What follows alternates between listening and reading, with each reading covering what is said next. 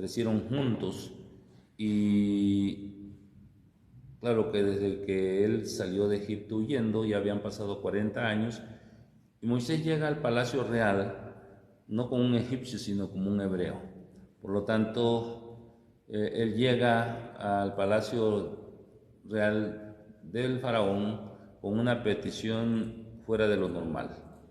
Vayamos pues en oración y pidamos al Señor que nos ayude a poder juntos aprender de la palabra del Señor en esta noche. Amado Padre, te damos gracias porque tu amor y tu misericordia nos sostiene, nos dirige y nos ayuda a buscar tu presencia. Perdona, Señor, a tu pueblo porque cada día traspasamos tu bendita ley y no hacemos lo que a ti te agrada. Pero, Padre, en esta hora de esta noche queremos poner nuestras vidas delante de ti para que seas tú, Señor, guiándonos y, Padre, abriendo nuestro entendimiento y nuestro corazón para aprender de tu palabra. Nos ponemos en tus manos, confiados en la gracia, en el poder y en la misericordia de tu presencia en nuestra vida. Gracias por todo lo bueno que eres. En el nombre de Cristo Jesús oramos y esperamos, Señor, a tus pies la enseñanza que traes para nosotros en esta noche. En Cristo Jesús. Amén. Amén. Éxodo 5:1 dice: Después Moisés y Aarón entraron a la presencia de Faraón y le dijeron: Jehová el Dios de Israel dice así: deja ir a mi pueblo a celebrarme fiesta. La petición de Moisés no era una petición a título personal, sino que habló en nombre de Jehová, Dios de Israel. Era una solicitud muy osada, ya que no le está pidiendo permiso, sino que está dando una orden de parte de Dios de Israel, de ese Dios de los hebreos. Es muy interesante porque aquí es la primera vez que se menciona a Jehová como el Dios de los israelitas, y no solo eso, sino al mencionarse en primer lugar a Jehová, lo que se está haciendo básicamente es poniendo la jerarquía de Dios por encima de la jerarquía de Faraón. Recordemos nosotros que muchos reyes de la antigüedad se creían dioses y Faraón era uno de ellos, los consideraban dioses, y al ponerse por encima en primer lugar, de Faraón, esto trae como una reacción bastante contraria a lo que se pudiera esperar.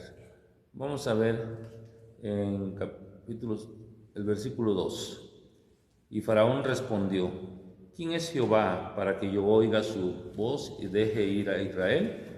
Yo no conozco a Jehová, ni tampoco dejaré ir a Israel. No conozco a Jehová, ni tampoco dejaré ir a Israel. Es muy interesante porque cuando Moisés habla a Faraón, Faraón reacciona de forma muy distinta a cuando oyeron de Dios. Veamos el contraste.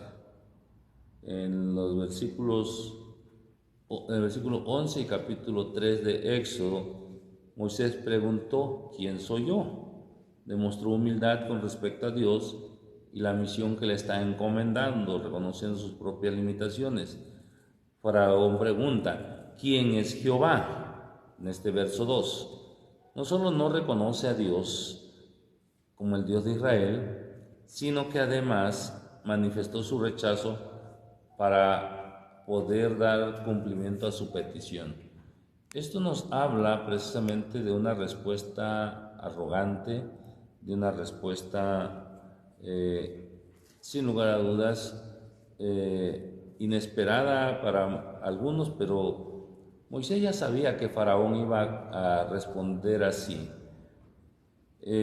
Lo que está haciendo Faraón es haciendo evidente su arrogancia y su soberbia.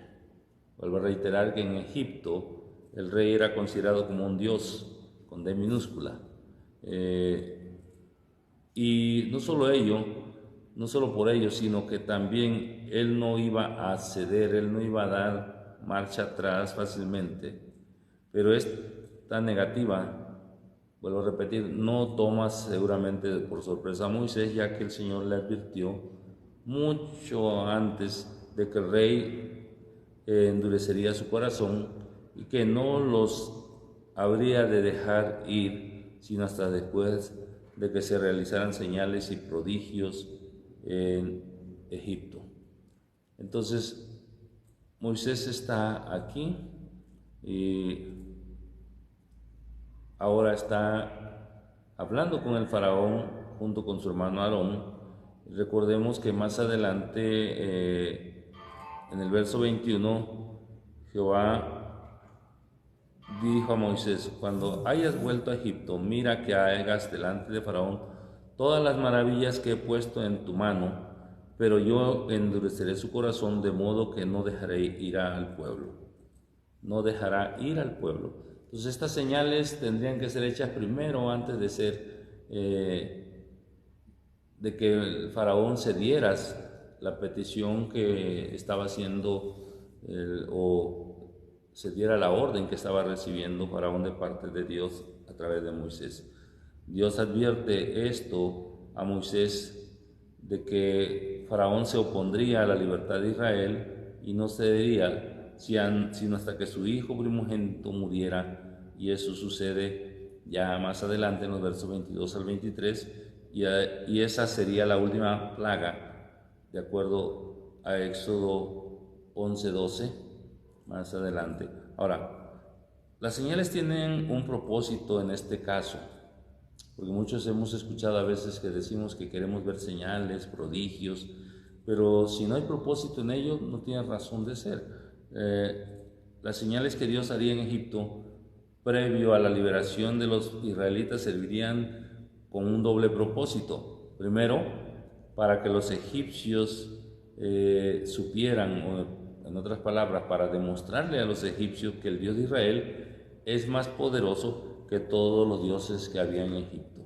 Ese era uno de los primeros propósitos. Segundo, el propósito era para que los israelitas se les pudiera mostrar que Jehová es el Dios verdadero, todopoderoso, y que Él cumplía sus pactos, que no era un Dios que fallara o mintiera, sino que Él cumplía sus pactos. Entonces este doble propósito de las señales tenían que cumplirse, y sobre todo los israelitas tenían que entenderlas perfectamente, y el pueblo egipcio aprendería seguramente de esto también.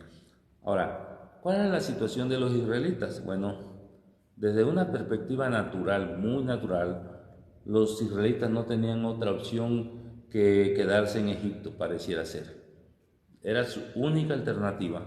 Aun cuando el faraón les hubiese dado permiso para salir, no hubieran podido sobrevivir el viaje a través del desierto.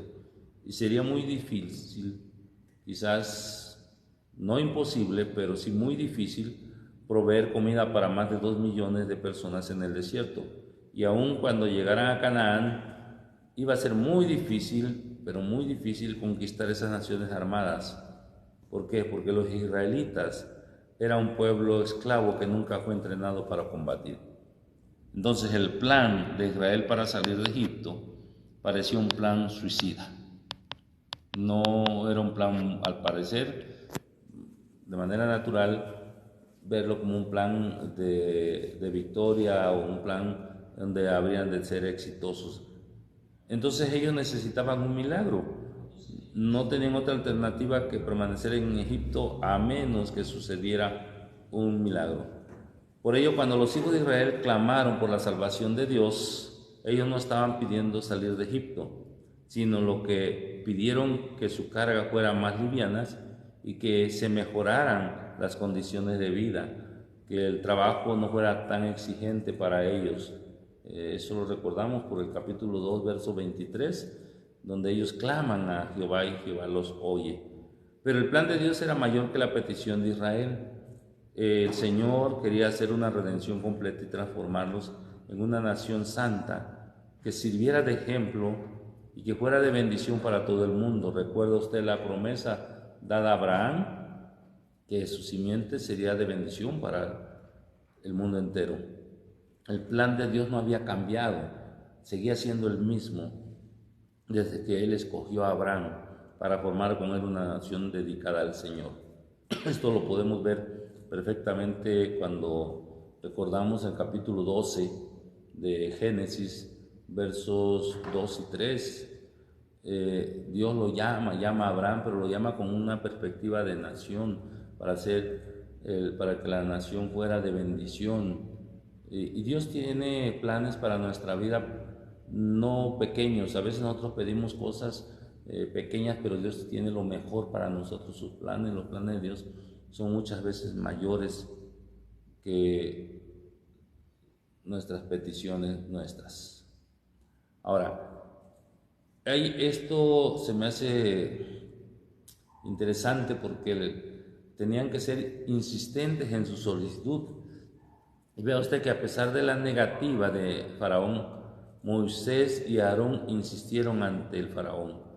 Por eso vemos en el verso 3, y ellos dijeron: el Dios de los hebreos nos ha encontrado, iremos pues ahora camino de 3 días por el desierto, y ofreceremos sacrificios a Jehová nuestro Dios, para que no venga sobre nosotros con peste o con espada.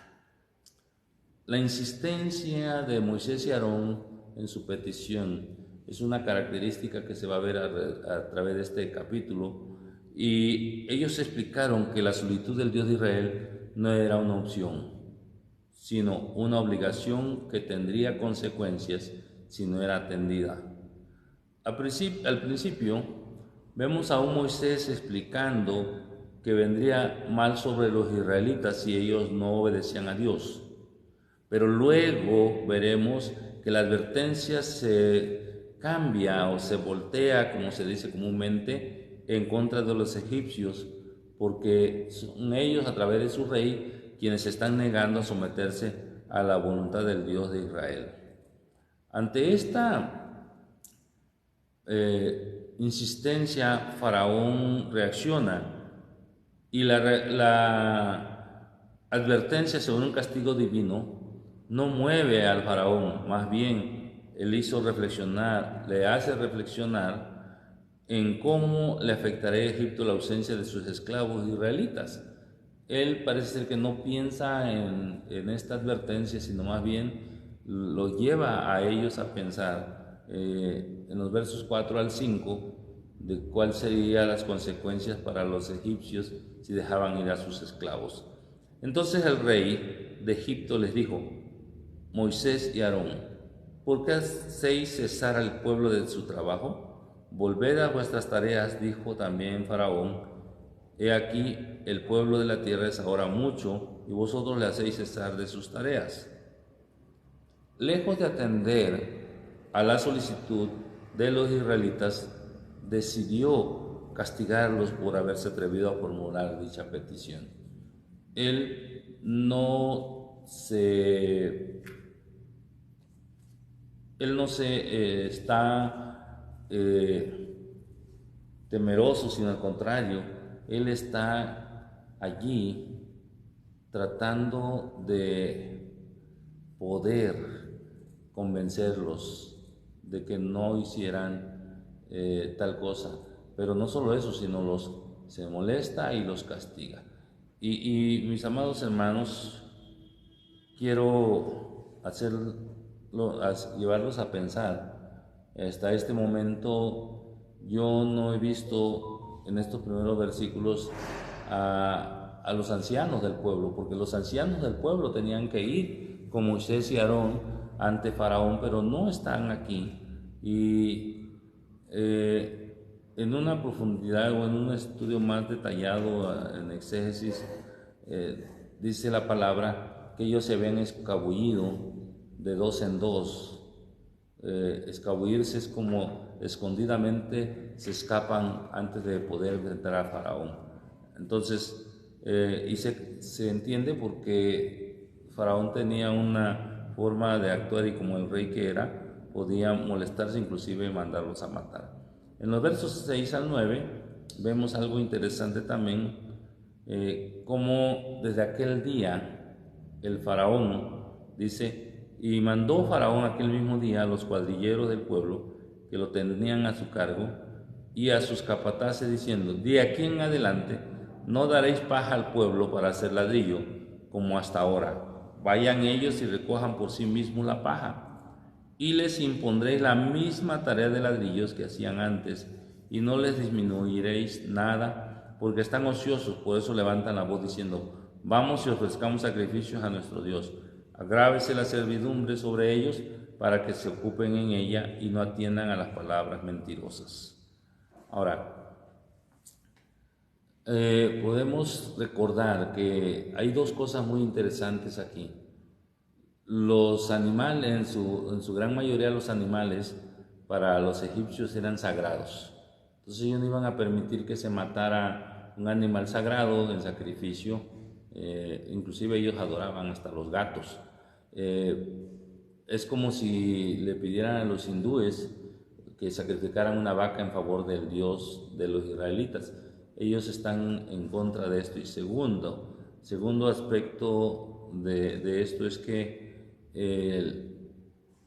ellos están en contra de dejar ir a los hebreos para adorar a Dios y ofrecer sacrificios, porque ellos no creían en un Dios que no fuera el Dios de los egipcios, y ellos no podían someterse de esa manera tal al Dios de los hebreos.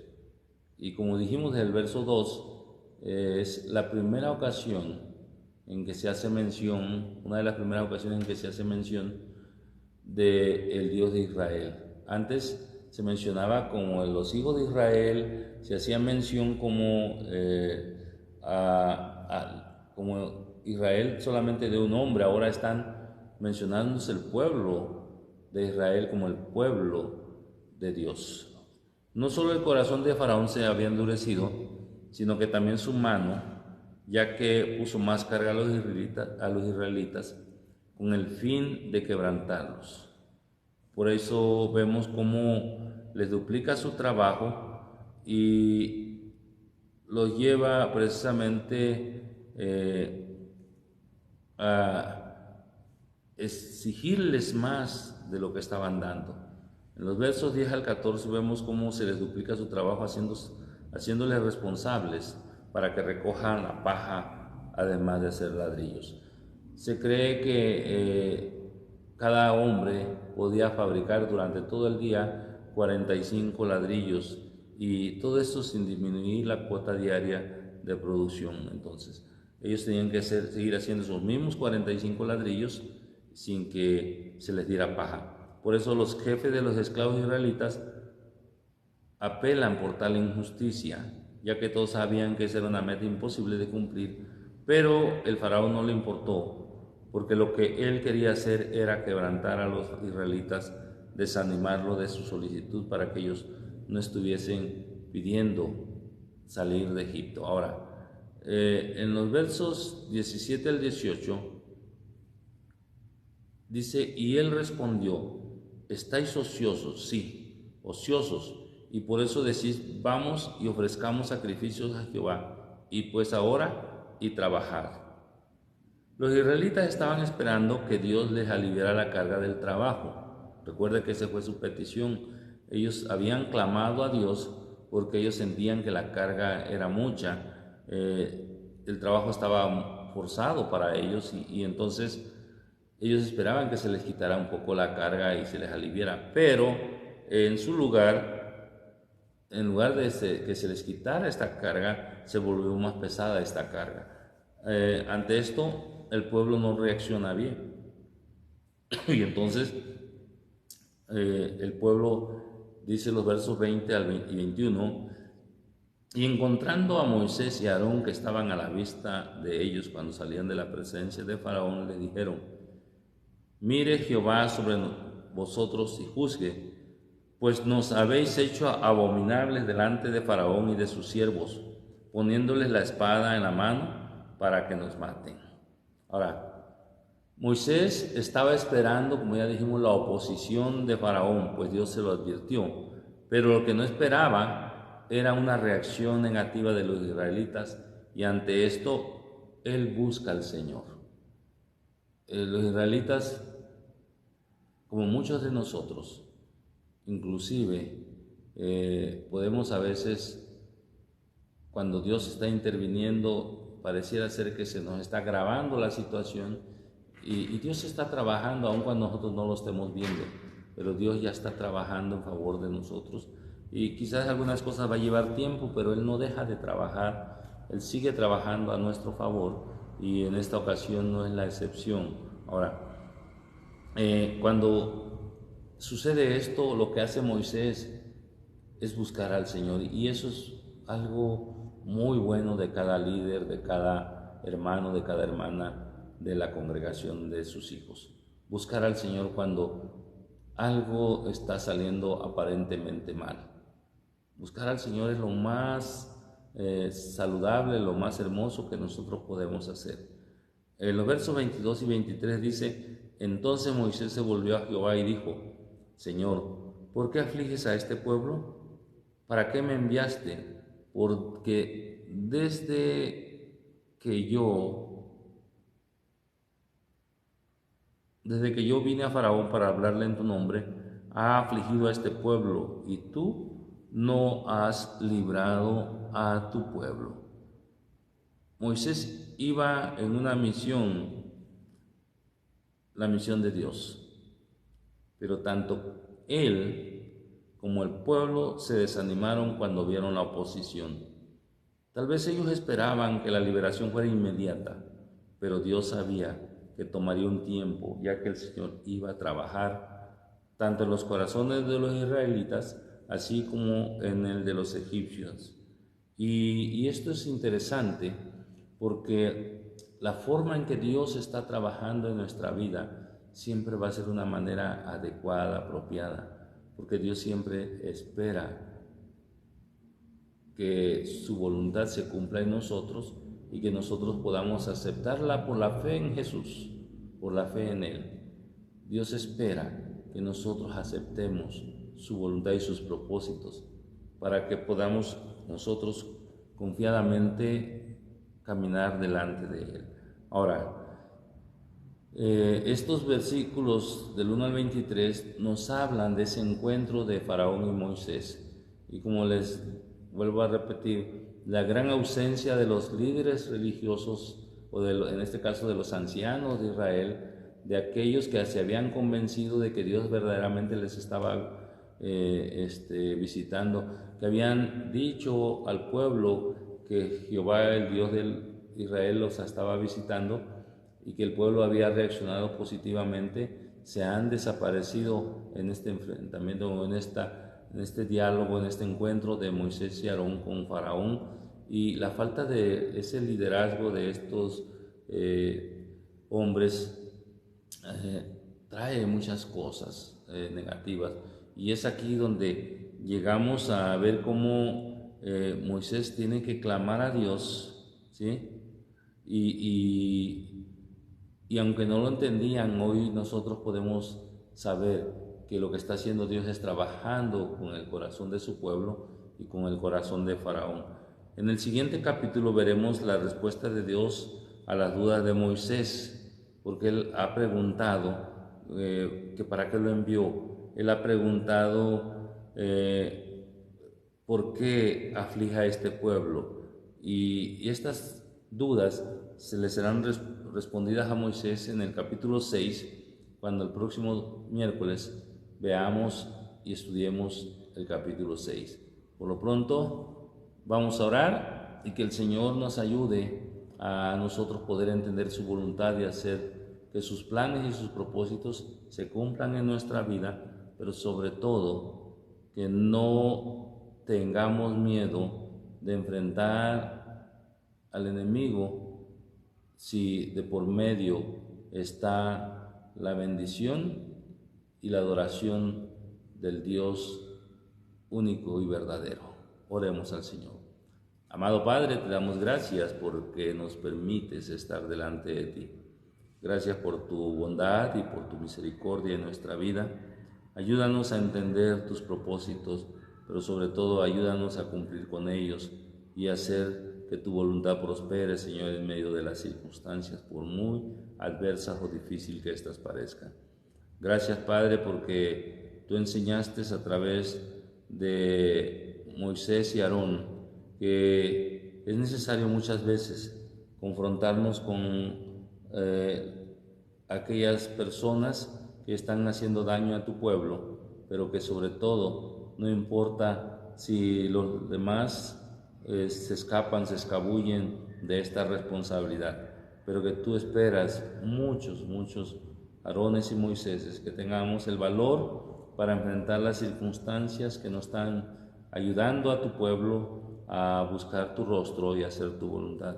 Este pueblo se había olvidado de ofrecerte sacrificios, estaba muy cómodo al principio, pero ahora ante las circunstancias de la aflicción por el trabajo, clamaron y tú respondiste, dando, Señor, un líder que pudiese hacer la obra que era necesaria llevar a cabo para sacar a tu pueblo de la esclavitud y llevarlos a la tierra prometida, a Abraham y su descendencia. Gracias, porque, Señor, tú no te olvidas de tus planes y tus propósitos, aunque cuando nosotros pareciera ser que ya lo hemos hecho.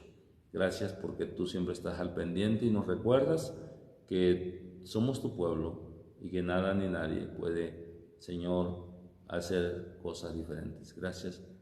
En el nombre de Jesús te pedimos que bendigas a todos y cada uno de mis hermanos en donde quiera que se encuentre. Gracias por Cristo mi Señor. Amén. Amén. Dios les bendiga. Nos vemos próximo miércoles. Dios mediante, para que el Señor sea glorificado. Amén.